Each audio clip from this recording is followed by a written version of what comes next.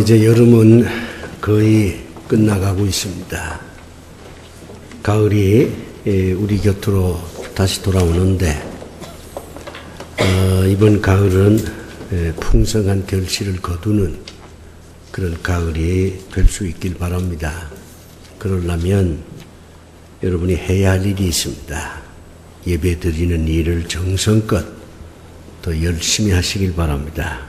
하나님께서는 예배하는 자를 내가 복주겠다 그리 말씀을 하셨으니까 남은 몇 개월 동안 우리가 예배 드리는 일을 열심히 해서 금년 한 해 동안 우리가 정말로 원했던 것들 하나님의 축복으로 얻을 수 있는 기쁨이 있기를 간곡히 바라면서 오늘 죄인의 행복이라 하는 그런 말씀을 여러분에게 전해드리려고 합니다. 제가 이제 2주간에 걸쳐서 중국하고 일본을 다녀왔습니다. 월요일마다 공항에 나가봤는데 정말 외국으로 떠나는 사람이 많아요. 뭐 불경기다 그렇게 한탄하는 사람도 있긴 한데 공항에 가보면 뭐 불경기라는 생각이 들지 않아요. 근데 저들이 이제 3, 4, 5 서로 이제 아는 사람들끼리 만나면 어디로 가느냐 그렇게 물어요. 그러니까 난 일본으로 간다, 미국으로 간다, 무슨 뭐 호주로 간다. 이제 그렇게 서로 얘기하는 장면을 보았습니다. 그러다가 문득 나는 어디로 가는가 이런 생각을 해봤어요. 물론 중국 가고 일본 가지요. 그러나 그것은 내 인생의 마지막 목표는 아닙니다. 근본적으로 내가 어디로 가는가 그런 생각을 해봤어요. 인간은 어떤 목표를 향해 가는 존재입니다. 말은 안 하지만 사람들이 다 속으로 원하는 게 있어요. 그게 큰 것일 수도 있고 작은 것일 수도 있습니다. 개인적인 것일 수도 있고 또 공동체적인 것일 수도 있어요. 다 사람마다 원하는 게 다릅니다. 근데 이상하게도 모든 사람이 남녀 상관없이 인종에 관계없이 모든 사람이 원하는 게 딱 하나 있습니다. 이거는 이 사람도 원하고 저 사람도 원해요. 그게 뭐냐? 아리스토텔레스는 말하기를 행복이라 그렇게 강조를 합니다. 모든 인간이 행복하기를 원하면서 살아간다는 거죠. 여기에 대해서 반론을 제기하는 사람도 있습니다. 그러나 일반적인 보편적인 측면에서 본다면 모든 인간이 행복을 찾아서 어디론가 떠난다고 하는 데는 일리가 있어요. 그런데 모든 사람들이 원하는 그 행복이 어떤 거냐 하는 것에 대해서는 천차만별입니다. 어떤 사람은 이제 가을이 되는데 옷 한 벌 좀 해 입어야 되겠다 해서 좋은 옷을 입으면 난 행복하다 이렇게 얘기를 하고 또 그 행복을 이제 얻기 위해서 백화점을 찾아가는 거죠. 다 달라요. 근데 행복은 다 공통적으로 추구합니다. 근데 정말 문제가 되는 것은 행복이 뭐냐 하는 겁니다. 행복의 실체가 뭐냐 하는 거예요. 그렇게 많은 사람들이 행복을 원하면서도 행복의 실체에 대해서는 오리무중이에요. 우선 이 행복이라고 하는 말 뜻을 우리가 한번 정확하게 정의를 내려야 합니다. 행복 딱 2가지예요. 하나는 기쁨과 만족감을 느껴서 흐뭇한 상태가 되는 것이 행복이에요.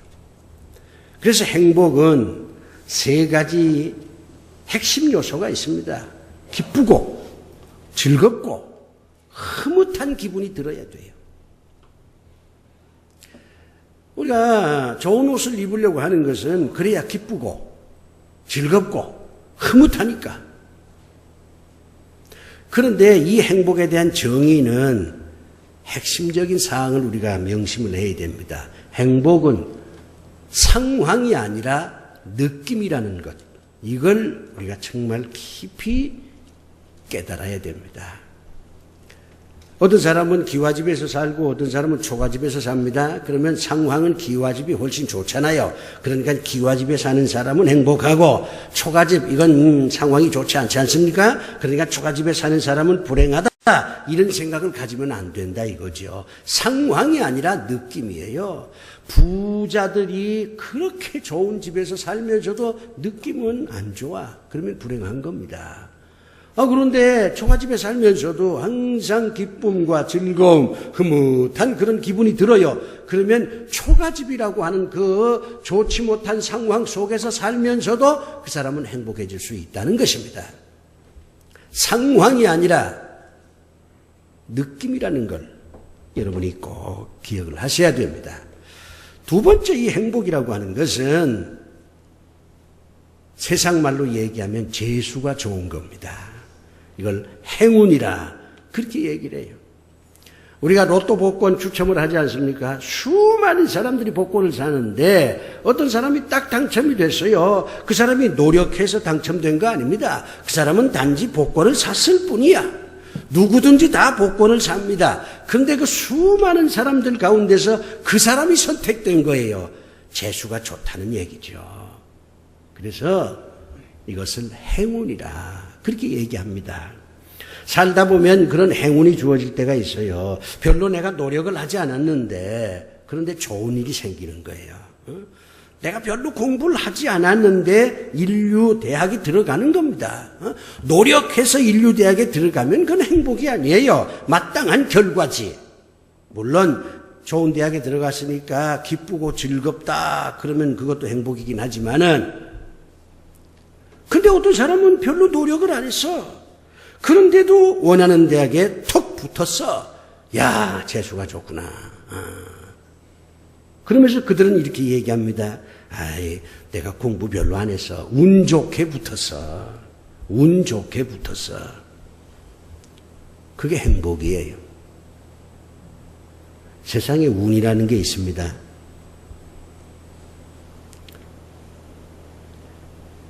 운이라는 게 있어요.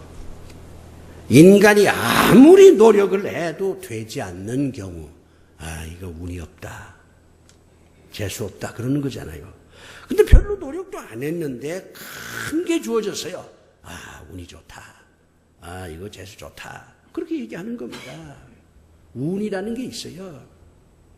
그게 인생의 절반은 좌우합니다. 그러니까 인생의 행복이라고 하는 것은 절반은 자신의 노력이고 절반은 운이에요. 그 운을 뭐라고 말하느냐? 하나님이 주시는 복이라 그렇게 말하는 거예요. 그러니까 우리가 복을 받아야 되겠다 하는 말은 내가 노력한 거에 대해서 정당한 대가를 받는다. 그게 아닙니다. 내가 노력해서 정당한 대가를 받으면 그건 복이 아니죠. 당연히 주어지는 거 아닙니까? 근데 별로 내가 노력도 하질 않아서 별로 기대하지도 않아서 그런데 어느 날 갑자기 나한테 돈이 생겼어. 운이 좋은 거지요. 그게 하나님의 축복이에요. 그러니까 하나님의 축복을 받지 않고서는 절대로 인간은 행복해질 수가 없는 것입니다. 행복이 도대체 어떤 상태, 어떤 느낌, 어떤 것이냐 여기에 대해서 가장 구체적으로 적어놓은 사람이 프랑소와 끌로르라고 하는 사람입니다. 이 사람이 책을 하나 썼는데 우리나라에서도 굉장히 베스트셀러가 됐어요. 아마 읽어본 분도 계실 텐데 그 제목이 뭐냐면 꾸베 씨의 행복여행이라 하는 책이에요. 꾸베라고 하는 건 사람 이름입니다. 이 꾸베라고 하는 사람이 행복에 대한 여러 가지 여행을 해서 행복은 이런 것이다 하고 자기 경험을 얘기한 책이에요. 여기 보면 행복은 23가지가 있어요. 23가지 더 있지요. 그런데 이 꾸베 씨는 이 23가지를 강조하는 겁니다. 내가 23가지를 다 말할 수는 없지만 예를 들면 이런 거예요. 남하고 비교하지 않는다. 비교하는 사람 절대로 행복해질 수 없어요. 또 더 중요한 인물이 된다. 우리가 사회 속에 사니까 더 중요한 인물이 돼요. 지금도 중요한 인물이지만 더 중요한 인물이 되는 거예요. 군수하다가 국회의원이 되는 거예요. 국회의원이 더 중요한 인물이죠. 그러면 그 순간에는 내가 국회의원이 됐다. 더 중요한 인물이 됐다. 이래서 행복을 느낀다는 겁니다. 좋아하는 사람과 함께 있다. 이것도 행복이에요. 그저 좋아하는 사람하고는 같이 그냥 있기만 해도 기분이 좋은 거야. 행복한 겁니다. 좋아하는 일을 한다. 이것도 행복이에요. 사람이 싫어하는 일을 하게 되면 참 팔자가 사납다. 그렇다니까. 근데 자기가 좋아하는 일을 하게 되면요, 피곤도 안 해요. 아주 행복해집니다. 근데 이 행복은 이 프랑스와 끌로르는 이렇게 말합니다. 사물을 바라보는 입장에 따라서 달라진다. 행복이라고 하는 것은 실체가 있는 게 아니다 이 말이에요. 그 사물과 그 사건 또는 그 사람을 바라보는 입장에 따라서 행복하기도 하고 불행해지기도 한다. 그런 얘기입니다. 이게 긍정적 사고라는 얘기예요. 뭐든지 이렇게 바라볼 때 긍정적으로 바라보는 사람이 훨씬 더 행복해지다. 그런 얘기입니다. 아들이 못생기면 못생긴 얼굴만 바라보지 말아야 돼. 못생긴 아들 얼굴만 바라보면 어머니가 불행해져요. 그런데 비록 얼굴은 못생겼지만 마음이 착하고 똑똑해서 공부를 잘한다. 그러면은 그 똑똑하고 착하고 공부 잘하는 것을 바라보게 되면 그 어머니가 행복해진다는 것입니다. 근데 이 책에서 내가 제일 공감하는 건요. 23가지 가운데 살아있다는 것을 느끼는 것이 행복이다. 난 이 구절이 참 좋더라고. 내가 살아있다. 이게 얼마나 행복하냐 그 말이요. 시련과 역경 속에서도 내가 살아있다. 내가 죽지 않고 살아있다. 이걸 느끼는 것이 행복이다. 그런 얘기입니다.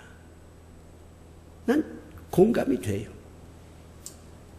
그렇다면 이제 우리가 프랑스와 끌로르의 얘기를 듣는 게 우리의 목적이 아니잖아요. 우리는 하나님께서 행복을 어떻게 생각하시고 하나님께서는 무엇이 행복이라고 말씀하시느냐, 거기에 귀를 기울여야 되잖아요.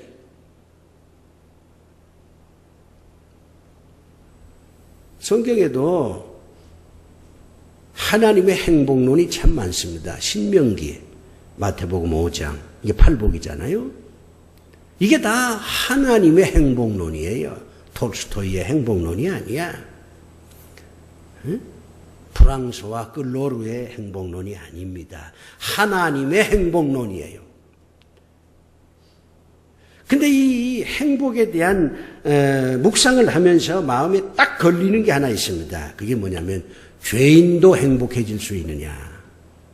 이 질문이 딱 마음에 걸려요.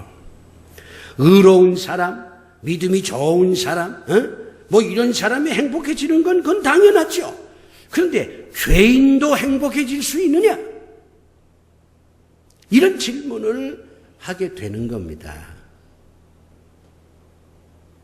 제가 이제 그 교도소 선교를 좀 해보는데 그 감옥에 있는 사람들은 다 자기들이 불행하다고 생각해요. 왜? 죄를 지었으니까. 왜? 전과자니까. 이젠 행복해지기는 틀렸다. 이렇게 생각합니다. 감옥 안에서도 불행하고 감옥에서 나와도 나는 불행할 것이다. 이렇게 생각을 해요. 왜? 죄를 지었으니까. 그런데 정말 그러냐? 의인만 행복하고 죄인은 행복해질 수 없느냐? 하나님께서는 아니야. 의인도 행복해질 수 있지만 죄인도 얼마든지 행복해질 수 있어. 그렇게 말합니다. 그래서 난 이 하나님이 참 좋아요. 죄인도 행복해질 수 있다 그러니까 이게 복음이에요.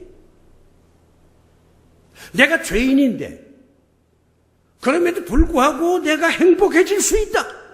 이게 얼마나 기쁜 소식입니까? 오늘 본문에 죄인이 등장합니다. 작은 아들이지. 이 작은 아들은요, 좀 격하게 표현하면 아주 나쁜 놈이에요. 왜 그러냐? 아버지가 살아계신데도 아버지한테 가서 아버지가 죽으면 저한테 유산 물려줄 거 아닙니까? 그러니까 그거 미리 좀 주세요. 이렇게 얘기를 해요. 불효지. 그리고 그 돈을 가지고 저 도시로 가가지고서는 이지 저짓 하면서 그 아버지의 피눈물 나는 돈을 다 탕진해서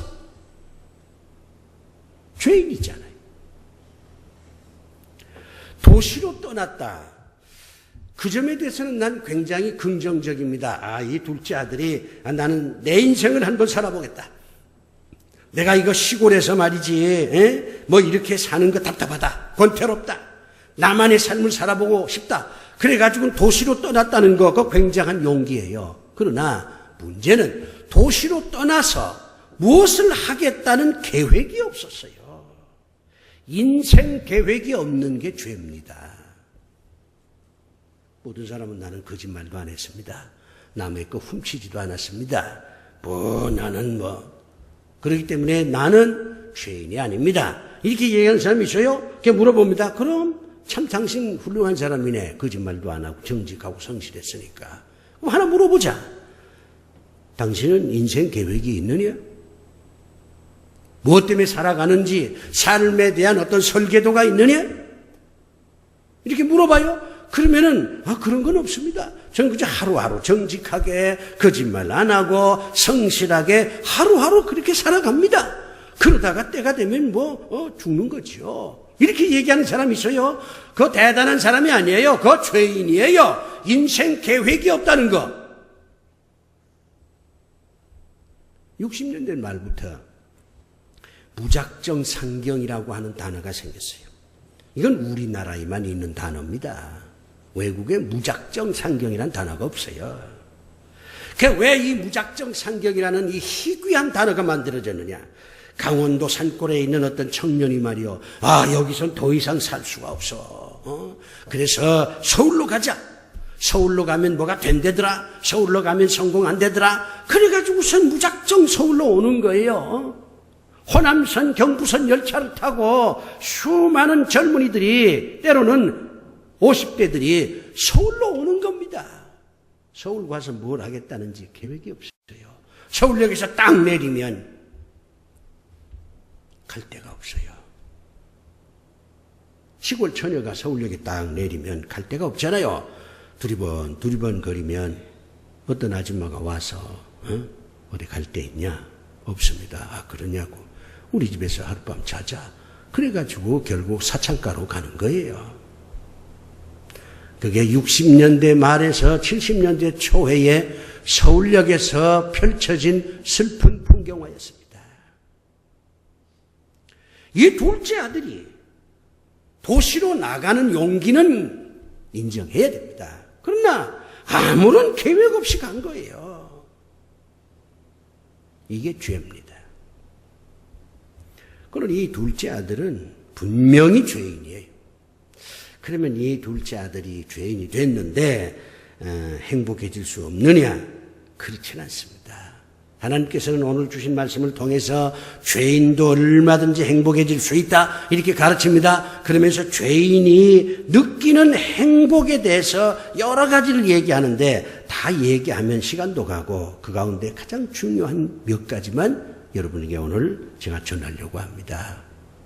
여러분도 죄인이잖아요.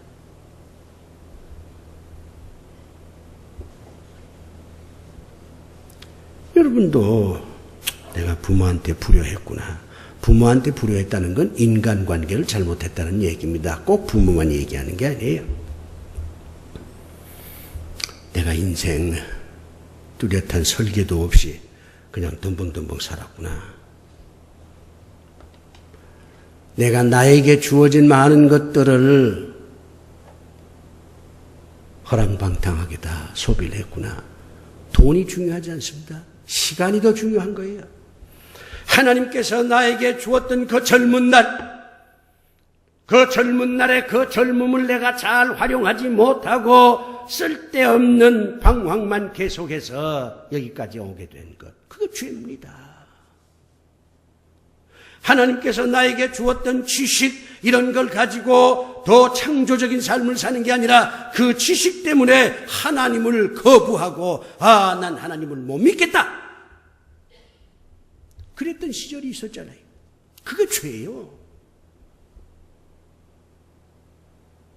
인생을 살면서도 인생에 대한 계획 없이 하루하루 그냥 살아가는 거, 이런들 로또리 저런들 로또리 이렇게 휘청거리면서 살아가는 거, 이게 죄입니다.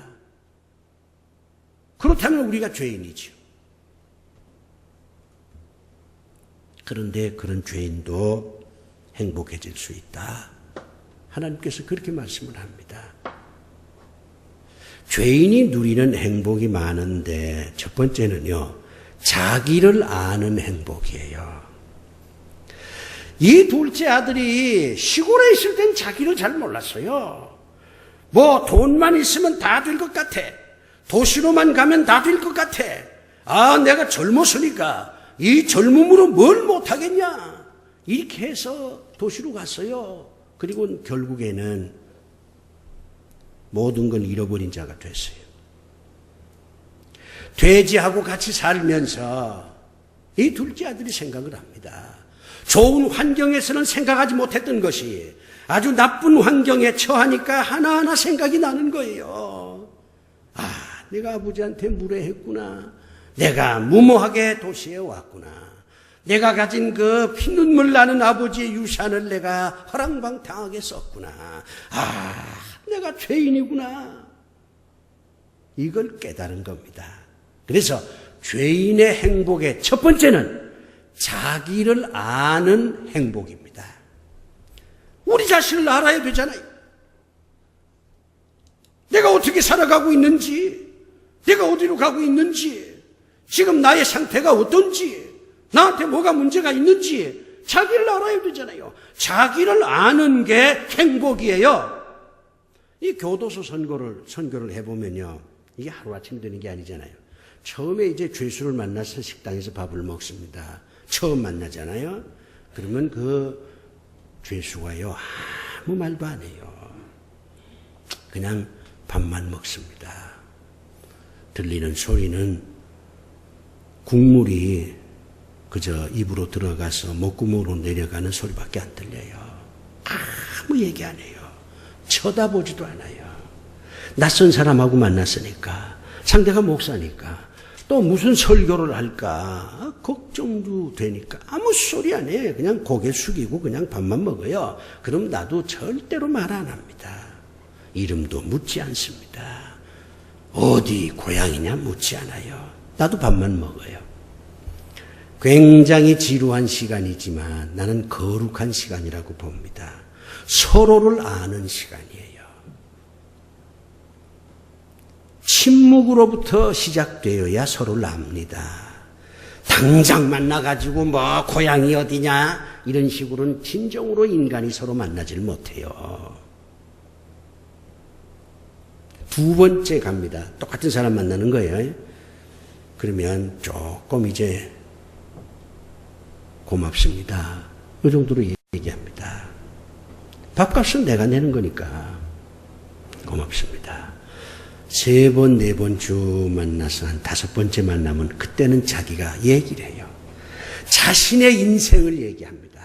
내 고향은 어디고, 학교는 어디 나왔고, 직장생활 어떻게 했다가, 뭐 누굴 만나서, 무슨 죄를 지어서 이 감옥에 내가 왔습니다. 감옥에 와서 곰곰이 생각해 보니, 내가 잘못했구나. 내가 죄인이구나.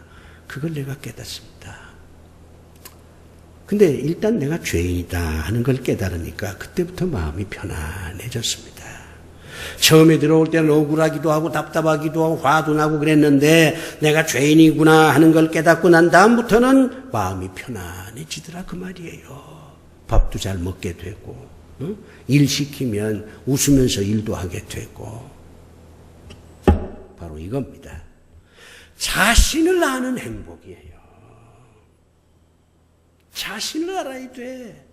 이게 하나님께서 말씀하시는 죄인의 첫 번째 행복이에요. 우리 개신교를 만든 요한 깔뱅이 이렇게 말합니다. 나는 나를 알기 위해서 하나님 앞에 나간다. 자기를 알기 위해서 하나님 앞으로 나간다 이거야. 하나님 앞에 나가지 않으면 자기를 모르니까. 하나님은 거울 같은 존재라는 겁니다. 두 번째 죄인의 행복은 좋았던 상태로 되돌아가는 행복입니다.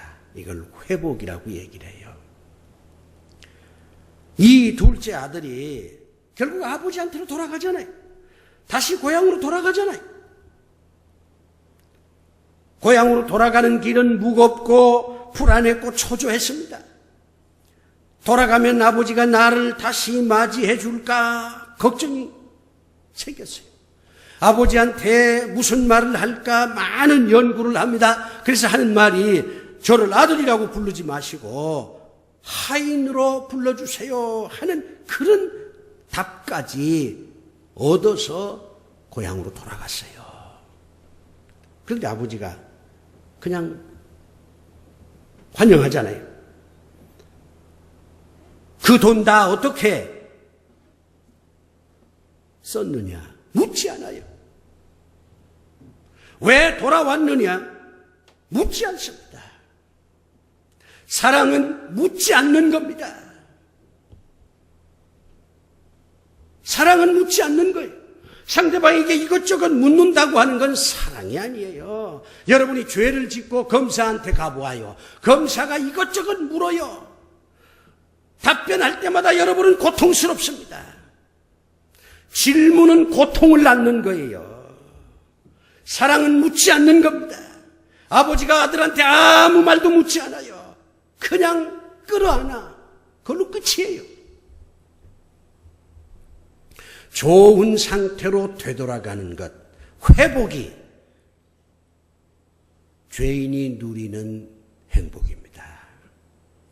우리가 다 죄인이잖아요. 그런데 우리가 용서받지 않습니까? 용서받았다고 하는 것은 다시 좋은 상태로 돌아갔다는 얘기예요. 병원에 다니는 사람들, 그분들 얘기를 들어보면 참 힘들겠구나 하는 생각이 들어져요.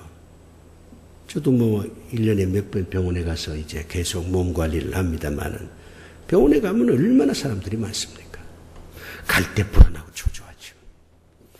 검사해서 일주일 후에 의사를 만나. 그 의사 만나는 시간이 얼마나 또 불안하고 초조합니까?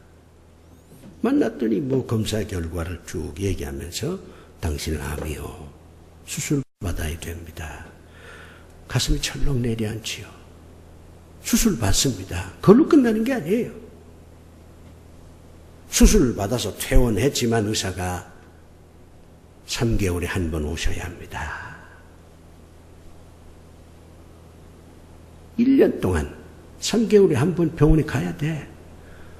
그 다음에는 6개월에 한 번 오셔야 됩니다. 그 다음에 1년에 한 번 오셔야 됩니다. 그 다음엔 또 3년에 한 번쯤은 오셔야 됩니다. 끝이 없어요. 회복이 이렇게 어려운 거예요. 잃어버린 건강을 완벽하게 다시 되찾는 거 이렇게 어렵습니다. 그러니까 어떤 사람이 말하잖아요. 차라리 죽는 게 낫다고. 병이 무서운 게 아니라 병을 고치는 과정이 힘드니까 차라리 죽는 게 낫다. 그렇게 말하는 겁니다. 회복은 어렵습니다. 우리가 다 죄인인데 이게 다시 의인으로 된다는 거 이거 어려운 거예요. 그런데 우리 하나님께서 단숨에 그걸 해결해 주십니다. 예수를 믿으라. 십자가를 새롭게 깨달으라. 그러면 너는 다시 회복이 돼. 넌 의인이 돼. 그렇게 말씀하잖아요. 부부가 같이 살면서 서로 미워합니다. 처음에 시작할 때는 얼마나 사랑했는지 몰라. 결혼식 때 찍은 사진 보면은 참 그렇게 좋아 보일 수 없어요. 근데 한 3년쯤 살고 나니까 이게 뭐 이런저런 일 때문에 멀어지는 거예요. 서로 등 돌리는 겁니다. 그러다가 어떤 계기가 돼서 이게 다시 하나가 딱 돼서 옛날 첫사랑을 회복하게 되면 그게 바로 행복이죠. 회복이잖아요. 하나님과의 관계가 회복이 되고 인간과의 관계가 회복이 되고 잃었던 직장을 다시 되찾는다. 회복이잖아요. 그게 행복이에요. 마지막 하나.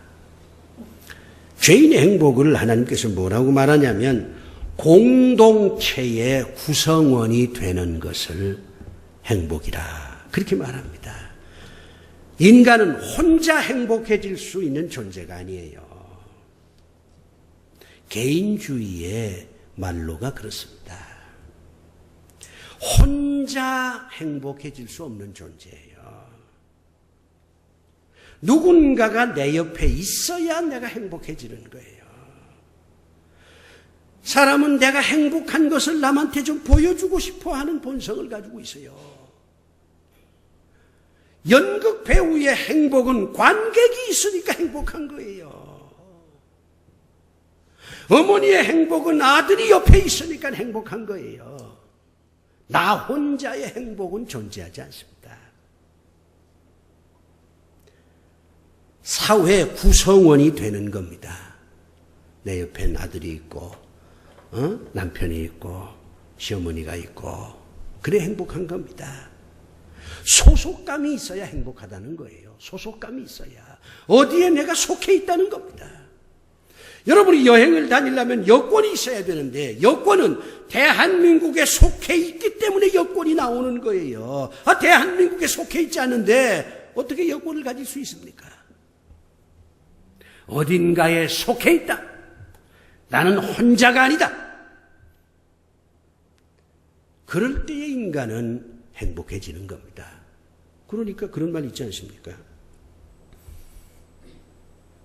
혼자 사는 것보다는 그래도 원수라도 있는 게 차라리 낫다고. 그러니까 원수를 사랑해야 돼요. 원수가 있는 게 행복입니다.